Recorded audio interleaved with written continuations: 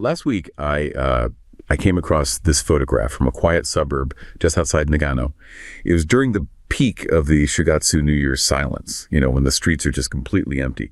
But right there, in the middle of a primary school playground, was a large adult brown bear. And it wasn't attacking anything. It was just sitting there, looking perfectly at home. Now, to most of us, that looks like a scene from a disaster movie, right? It's the definitive proof that civilization is retreating and nature is, reclaiming the ruins. When we hear about Japan's 8.5 million vacant houses, or that 70-year-olds are the backbone of the workforce, we assume it's a tragedy. We've been conditioned to believe that if a nation isn't growing, it's dying. We expect to see a society in a state of panic collapse. But then I spoke to a local shopkeeper who lives in one of these shrinking districts, and he wasn't worried at all. In fact, he told me that for the first time in his life, the pace of the world finally felt. Correct. He didn't see the bear as an omen of doom. He saw it as a neighbor returning to a land that humans no longer needed to occupy. He talked about the bear kanji of 2025 not as a symbol of a threat, but as a marker of a new ecological balance. And that instantaneous shift in perspective from crisis to a deliberate, elegant contraction is what's truly staggering. Japan isn't accidentally falling apart. They are the first hypermodern society to intentionally enter a low-power mode.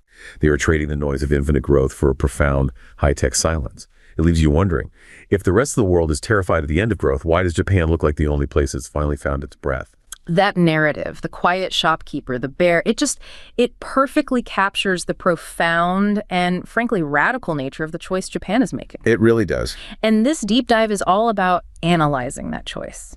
This audacious experiment in managed decline. So where do we start? We are going to unpack the three synchronized pillars of this elegant contraction strategy. Okay. First, we'll analyze the fundamental social calculation, prioritizing a high-trust, culturally continuous society over raw economic output. Even if it means rejecting mass migration. Even if it means consciously rejecting that global default. Second, we'll get into the massive technological investment. AI and robotics. Exactly. Using AI and robotics not just as efficiency tools, but as a deliberate cultural defense against social friction.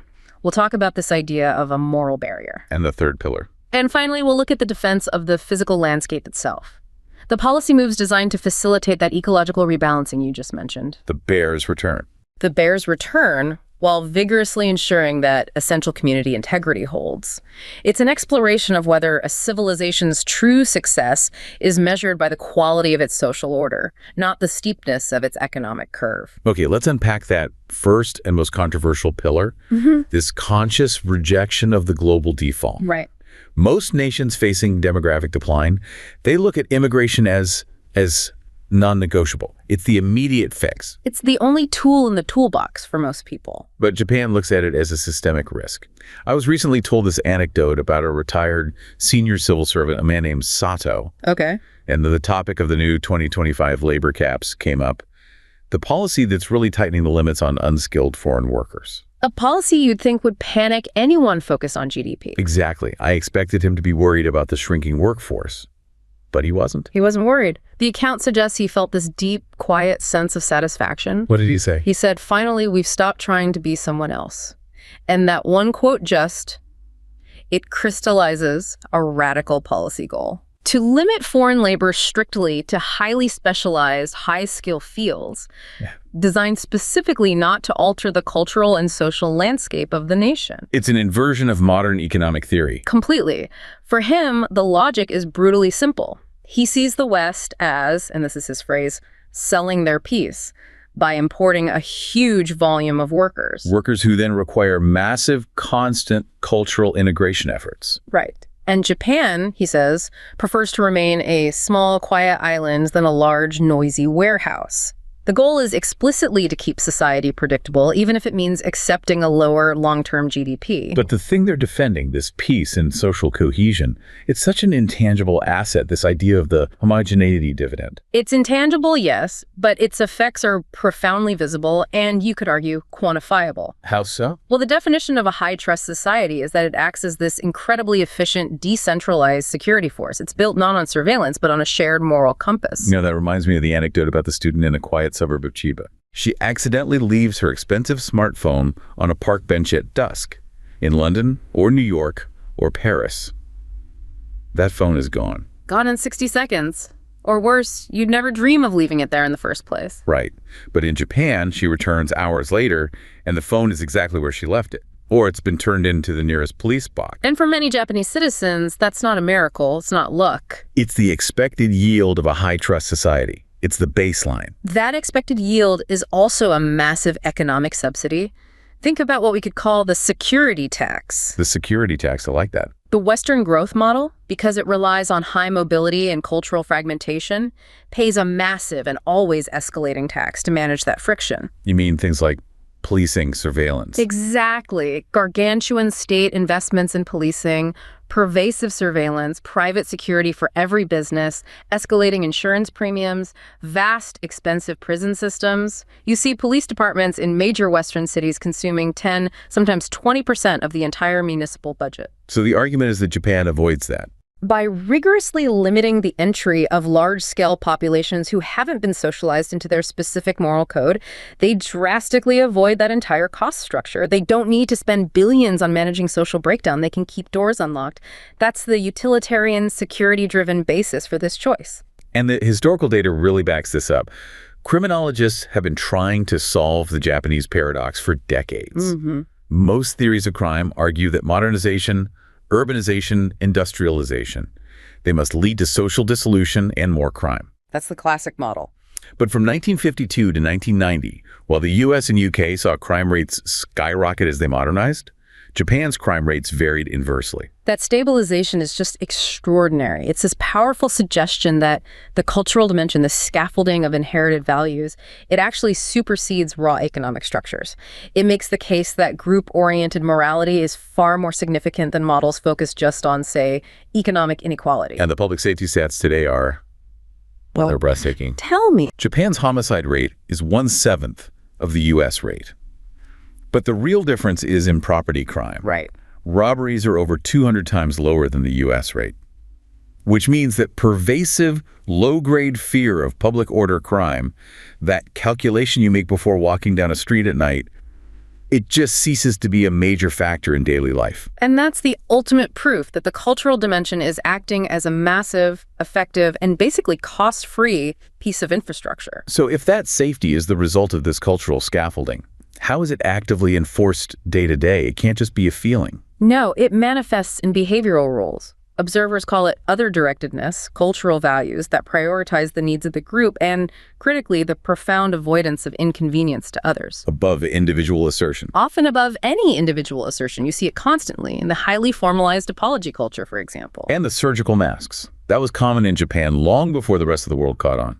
A perfect example. It's fundamentally about protecting others from your infection, not just yourself. It's about fulfilling a public duty and not being a burden. It's a kind of self-policing. A profound self-policing. It even extends to social distress. Tourists often notice the shocking neatness of the belongings of people experiencing homelessness. Everything is neatly stacked and covered to avoid untidiness on the public space. Even social distress has to obey the rules of public order. It seems so. The social expectations are like a gravitational force on behavior. This is all backed up by the language itself, Kigo, the polite language, which is loaded with deference. You're constantly acting under a watchful public eye. And this internal control is then backed up by the formal system, which brings us to the Kuban. The small neighborhood police boxes, yes. A unique system. Unique in its social integration. These police boxes are strategically located within a short walk, 7 or 8 blocks of virtually every urban residence. Their function is deliberately non-antagonistic. They're part of the social services almost, giving directions, handling lost property. Exactly. And central to their function is the semi-annual residential survey, the Junkai Renraku. The police visit homes, gather demographic data, and subtly collect intelligence. Now, to a Western listener, that sounds incredibly invasive. The police visiting your home every 6 months to collect data.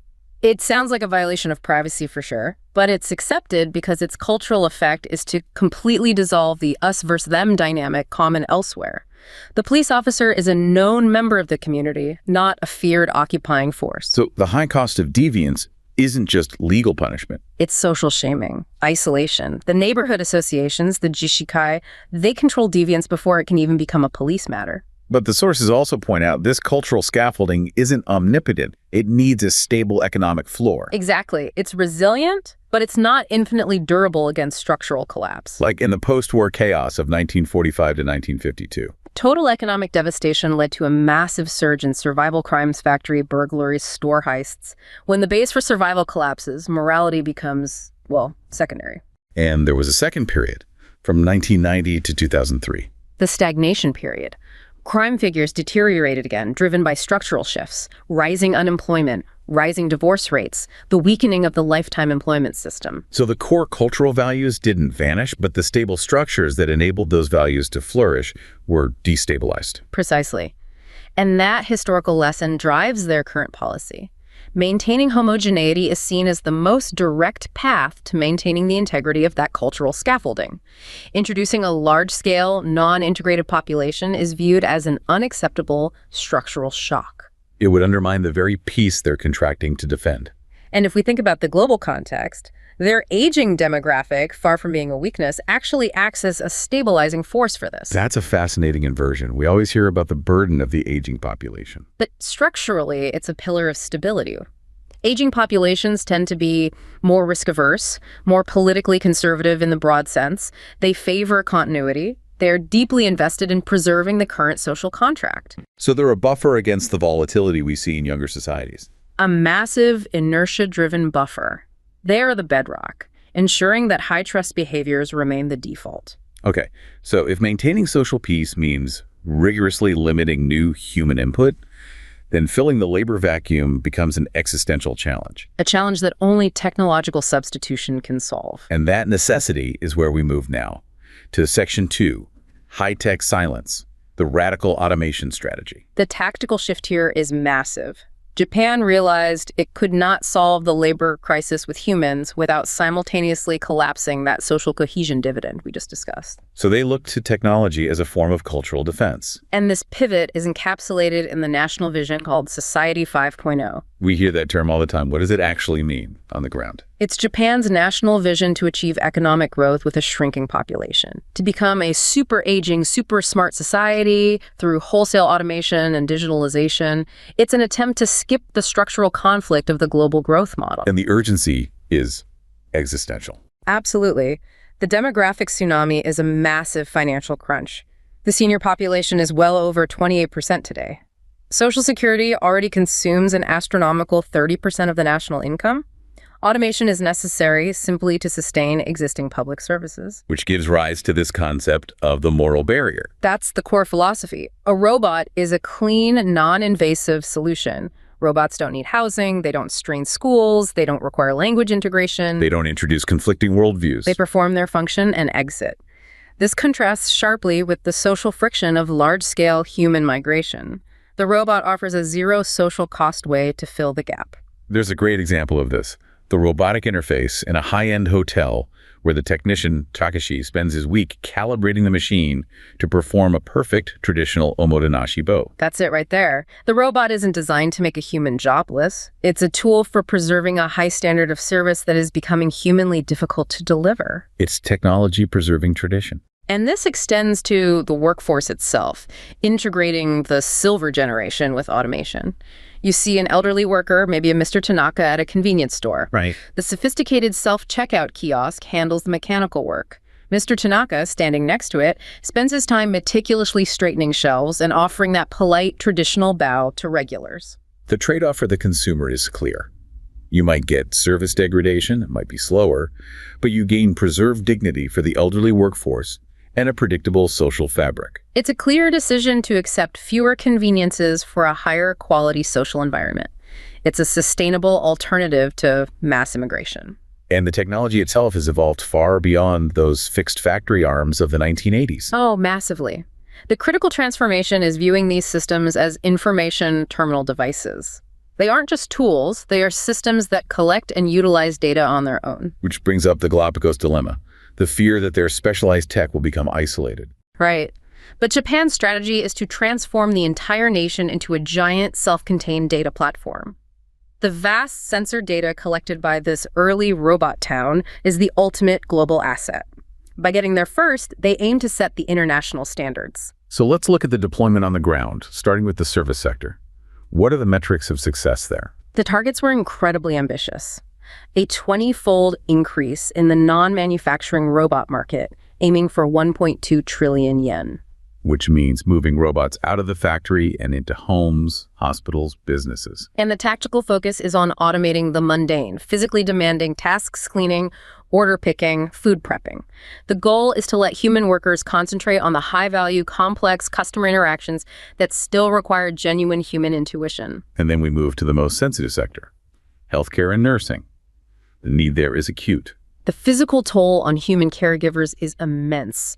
70% of nursing care workers suffer from chronic backache.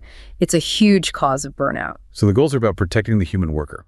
Exactly. Reduce caregiver backache risk to 0 using transfer robots. And crucially, achieve 80% public acceptance of receiving care from robots. That 80% acceptance target is critical. It forces a cultural shift. It forces the public to accept the machine as a functional partner, not a replacement for emotional presence. The strategy explicitly recognizes that expensive, perfect humanoid robots are impractical. The focus is on inexpensive, functional exoskeletons and transfer robots for specific high-risk tasks. So the machine becomes a partner protecting the human caregiver's body. Enabling the human to focus on the emotional and psychological care that only a human can provide. It's functional, not theatrical. And finally, the automation of the physical world, infrastructure and construction. The infrastructure crisis is severe. There's an acute shortage of skilled young engineers, and up to 20% of domestic assets, bridges, tunnels are dilapidated. So the goal is to get computer-aided construction technology widely adopted. A 30% adoption rate. This means complex mapping systems, drone-based surveys, automated equipment, and specialized robots are essential for dangerous inspection tasks, like assessing inaccessible bridge underbellies or surveying high-risk disaster sites. It feels like Society 5.0 is creating real-world prototypes, the ultimate example being Toyota's Woven City. Woven City is the living crystallization of Society 5.0, a billion-dollar project at the base of Mount Fuji for 3,000 residents, powered by hydrogen fuel cells. It's where autonomous vehicles, smart infrastructure, and robotics all converge. It features connected smart homes with sensor-based AI checking occupant health, in-home robots for domestic tasks, and Toyota's e-Pallet autonomous vehicle. Which are used for more than just transport. Much more. They're used for shared services like mobile shops, deliveries, even temporary clinics. The entire physical design is optimized for this automated coexistence, with 3 distinct pathways for automated driving, pedestrians, and personal mobility devices. And the purpose goes beyond just being a cool place to live. It's about data. Absolutely. The grand scheme is to use the city's vast sensor data to create a real-time digital twin. This synthesized information is fed instantly back to the AVs and infrastructure, creating a programmable city that learns and adapts. The goal being an exportable smart city platform. Turning the demographic crisis into a technological competitive advantage. Okay, so we've covered the social defense preserving the high trust dividend and the technological defense, the moral barrier. Now for the final pillar, the defense of the physical landscape. Which brings us right back to your opening image, the bear. The kumokanji. Exactly. Symbolizing 2025, reflecting that 30% increase in urban periphery encounters. This is a tangible marker of human retreat. And the scale of that withdrawal is immense. 8.5 million Akiya, Becken houses. Including up to 1 million traditional structures, Minka and Machiya. And the immediate Western reaction is catastrophic crisis. But the framing here is completely different. It's seen as a deliberate ecological rebalancing. A successful, if unplanned, rewilding. It is the land beginning to breathe again. And this managed withdrawal allows for consolidation and efficiency in the core metro areas. It reduces the maintenance cost of sprawl. The bear is simply a marker of a new ecological niche opening up. And the Akiya phenomenon also forced a massive psychological shift. This is the idea that, for the first time in generations, real estate as a perpetually appreciating asset has collapsed. Fundamentally collapsed. And that is actually liberating for younger generations who are no longer chasing ever-inflating speculative bubbles. They're seeking refinement in existing stock renovating traditional homes. So property reverts from financial speculation back to its original purpose. Shelter, heritage, a community asset. A quiet liberation from the tyranny of growth-oriented investment. But if there are 8 million homes available, why there's still this immense supply bottleneck? Why aren't they just cheap to buy. The bottleneck, what we call choice compression, is complex. It's legal, structural, and deeply cultural. Okay, break that down. You're navigating Byzantine inheritance laws with sometimes dozens of scattered owners who all have to agree. You have to overcome a profound cultural aversion to used homes. And the tax structure still perversely favors tearing down old homes and building new ones. And this complexity allows the government to put up a wall against global speculation. Correct. The 2026 property regulation requiring foreign buyers to report transactions is a vital defense mechanism. They are actively guarding against hollow growth. What's hollow growth? The fear of speculative investment funds buying up rural IKEA wholesale. This would lead to non-participatory, foreign-dominated enclaves or ghost towns that strip the local social contract. The goal is to prioritize the continuity of local culture over maximizing financial return. And this defense of community integrity creates friction with newcomers, the eye-turners or foreigners with good intentions. Right. The newcomer often sees themselves as a savior, but the local community, filled with aging residents, often sees a potential disruptor. Local pessimism is rooted in a critical concern that new arrivals won't adapt to the deep structures of responsibility. You mentioned that local community life is a full-time job. Why is that participation non-negotiable? It's about collective survival. Organizing Matsuri festivals, managing complex trash collection schedules, coordinating emergency communication, and, critically, mandatory snow clearing, or yukiaki. Yukiaki. In northern regions, that is not a nice communal gesture. It is a mandatory life-preserving physical duty. If a newcomer fails to participate, that burden shifts unfairly and dangerously to the existing aging residents. It collapses the collective capital required for survival. And this concern over community fit is actually formalized in the system. The IKEA bank system, which lists these properties, allows sellers to profile prospective buyers using criteria unrelated to cash price. The buyer must speak Japanese, be willing to farm, commit to mandatory community duties. Community fit is openly and institutionally prioritized over maximizing the cash offer. It's a remarkable rejection of pure market logic. And this dedication to land management extends beyond houses to the Satoyama landscapes. Satoyama are the socio-ecological production landscapes, secondary forests, farmlands, irrigation ponds that cover 40% of Japan. They are a managed ecosystem. They require continued human intervention for their survival. So the declining rural population is a direct threat to them. Exactly. And the local initiatives here are fascinating examples of managed contraction, using nature-based solutions to integrate ecological revival with sustainable local economies. Like the Kubo River Ayatav Nature Restoration Project, where they're actively working on eradicating invasive species like the largemouth bass and improving habitats through local stewardship. Or the Paddyfield Fish Nursery Project in Shiga. A brilliant example. They installed stair-like fishways to reconnect rice paddies to Lake Biwa for endemic fish to spawn. They couple this with agrochemical-free rice cultivation. And the result? High-value products, like a branded rice from fish nursery sake. It creates an immediate, tangible economic incentive for ecological maintenance that supports the local community. Tying commerce directly to conservation. And the final example, the Sasapamata Restoration Project in Kyoto, links tradition, nature, and new industry. The plant used for the Gion Festival. Exactly, it was endangered.